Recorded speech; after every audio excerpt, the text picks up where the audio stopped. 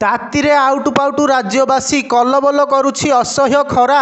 ଆଜି ପାଇଁ 19ଟି ଜିଲ୍ଲାକୁ ପାଣିପାଗ ବିଭାଗ ଅରେଞ୍ଜ ୱାର୍ଣ୍ଣିଂ ଜାରି କରିଛି। କିଛି ସ୍ଥାନରେ ପ୍ରବଳ ଗ୍ରୀଷ୍ମ ପ୍ରବାହ ନେଇ ମଧ୍ୟ ଚେତାବନୀ ଦେଇଛି ଆଞ୍ଚଳିକ ପାଣିପାଗ ବିଜ୍ଞାନ କେନ୍ଦ୍ର। ମୟୂରଭଞ୍ଜ, ଅନୁଗୁଳ, ବୌଦ୍ଧ, ନୟାଗଡ଼, ଖୋର୍ଦ୍ଧା ଏବଂ କଟକ ଜିଲ୍ଲାକୁ ସିଭିଅର ହିଟ୍ ୱେଭ୍ ୱାର୍ଣ୍ଣିଂ ଜାରି ହୋଇଛି। ଗୁରୁବାର 43.6 ଡିଗ୍ରୀ ସହ ଭୁବନେଶ୍ୱର ପାଲଟିଥିଲା ରାଜ୍ୟର ସବୁଠୁ ଉତ୍ତପ୍ତ ସହର।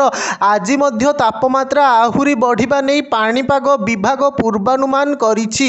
ଆସନ୍ତା 22 ତାରିଖ ଯାଏଁ ରାଜ୍ୟରେ ଏଭଳି ସ୍ଥିତି ଜାରି ରହିବ। ସେପଟେ ତାପମାତ୍ରା ବଢ଼ିବା ଯୋଗୁଁ 3 ଦିନ ସ୍କୁଲ ବନ୍ଦ କରାଯାଇଛି। ରାଜ୍ୟରେ ପ୍ରଚଣ୍ଡ ଗ୍ରୀଷ୍ମ ପ୍ରବାହ ଓ ତାପମାତ୍ରାକୁ ଦୃଷ୍ଟିରେ ରଖି 3 ଦିନ ପାଇଁ ସ୍କୁଲ ବନ୍ଦ ରଖିବାକୁ ନିଷ୍ପତ୍ତି ନେଇଛନ୍ତି ରାଜ୍ୟ ସରକାର।